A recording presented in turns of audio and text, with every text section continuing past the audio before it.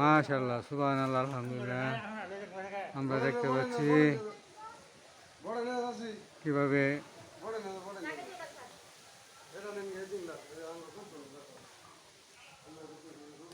আমরা কিভাবে বাইটি গাছের মধ্যে নারিকেল পাড়তেছে, ডাব পারে। এইভাবে আমরা দেখতেছি তারা সবসময় এভাবে ডাব পেরে থাকে।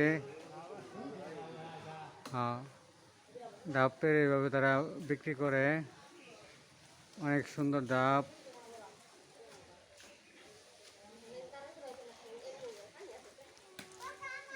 তারা অনেক গাছ, দেখেন কত বড় গাছ, অনেক বড় গাছ এটা।